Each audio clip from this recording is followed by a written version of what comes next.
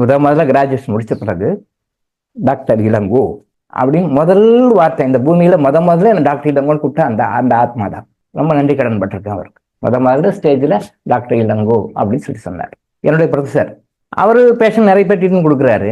ஆனால் எங்கிட்ட கேட்பாரு, நான் ஆயிரக்கணக்கான பேர் சொல்லி கொடுத்துருக்கேன், எத்தனையோ பேர் பார்த்துருக்கேன், ஆனால் எனக்கு என்னமோ அது உன் மூலமா உங்க கையால் மருந்து வாங்கி சாப்பிடணும் எனக்கு விருப்பமா இருக்கு, நீ மருந்து கொடுப்பான்னுவார். ஆனால் நான் போகும்போது அவர் 10 பேஷண்ட் பார்த்துட்டு இருப்பாரு.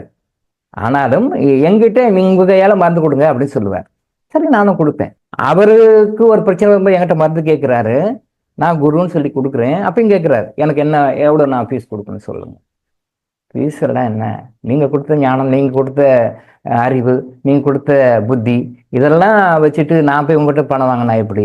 நீங்கள் அப்படி கேட்காதீங்க, நீங்கள் எப்போ வேணாலும் சொல்லுங்கள், நான் மருந்து கொடுக்குறேன். அது உங்களுக்கு மருந்து கொடுக்குறது எனக்கு கிடைச்ச ஒரு பெரிய புண்ணியமாக பாக்கியமாக நினைக்கிறேன். நீங்கள் அந்த வார்த்தையை இன்னொரு தடவை என்கிட்ட சொல்லாதீங்க, கேட்காதீங்க. மருந்துக்கு என்ன, நான் மருந்து கொடுக்குறேன்னு சொல்லுங்க, நான் கொடுக்குறேன். அப்படி நான் சென்டிமெண்ட்டாக மருந்து கொடுத்தாலும் கூட டில் டுடே கிட்டத்தட்ட 6-7 மாதம் மேலாச்சு, இன்னமும் அந்த மருந்து அவர் முழுமையாக சாப்பிடல. Because why? அவருடைய பிரச்சனைகள் இருந்து விடுபடணுன்ற அமைப்பு இறைவன் எதுவும் அவர் கொடுக்கல. மருந்தே கொடுத்தாலும் மருந்து சாப்பிடக்கூடிய அமைப்பு இல்லை. டாக்டர் மருந்து கொடுக்கல அப்படின்றீங்க. இப்ப என்னுடைய குருவுக்கு நான் மருந்து கொடுத்தும் என்னுடைய குரு அந்த மருந்து சாப்பிட முடியல. எது தடுக்கிறது? ஏதோ ஒரு கர்மா, அவருடைய பேட் கர்மா தடுக்குது. அதை அக்செப்ட் பண்ணிக்கிறார், சொல்றார், என்னுடைய பேட் கர்மா ஏதோ தடுக்குது, நானும் இன்னைக்கு சாப்பிடணும், நாளைக்கு சாப்பிடணும் அப்படின்னு நானும் ட்ரை பண்றேன், முடிய மாட்டேங்குது. அப்போ அந்த மருந்தை சாப்பிடக்கூடிய இதை தடுத்து, அப்ப அந்த கிறிஸ்டலை நான் இலவசமா, நான் என் பணம் கிட்டத்தட்ட 1,30,000 ரூபாய் செலவு பண்ண கிறிஸ்டலும் கர்மங்களையும் மெடிசன் நான் என் பணத்துல கொடுத்தாலும் கூட அதை அனுபவிக்க முடியல பாருங்க. இதனால தான் உங்களுக்கு கிறிஸ்டல் கொடுக்கறதுக்கும் இதனால தான் உங்களுக்கு மெடிசன் கொடுக்கறதுக்கும் லேட் ஆகுதுன்னு கொஞ்சம் புரிஞ்சுக்கோங்க. அப்போ எப்படி இதை டீலை விட்டுடுமா? இல்லை இல்லை இல்லை இல்லை.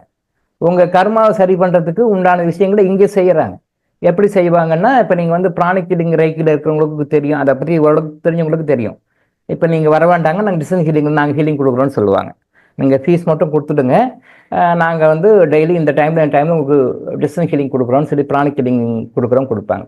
நீங்கள் யார் எங்கே இருந்தாலும், நீங்கள் கிறிஸ்டலுக்காக அப்ளை பண்ணியிருந்தாலும் சரி, இதுக்காக மருந்துக்காக அப்ளை பண்ணியிருந்தாலும் சரி, கவுன்சிலிங்காக அப்ளை பண்ணியிருந்தாலும் சரி, இதை அனுபவிக்கிறதுக்கு உங்களுக்கு தடைகளாக இருக்கின்ற தீய கர்மாக்களை இங்கே தேவதைகள் கிளென்சிங் பண்ணிருக்காங்க. பிராணிக் ஹீலிங்ல ரைக்கியில உங்களுக்கு என்ன எனர்ஜி கொடுத்து அதை கிளென்சிங் பண்ணுவாங்களோ, நீங்க எங்க ஒரு இடத்துல இருப்பீங்க, பட் இங்க கிளென்சிங் இருக்கும். அதே மாதிரி ஒன்ஸ் உங்க நேம் இங்க ரெஜிஸ்டர் ஆயிட்டா உங்க கிளென்சிங் நடக்குது.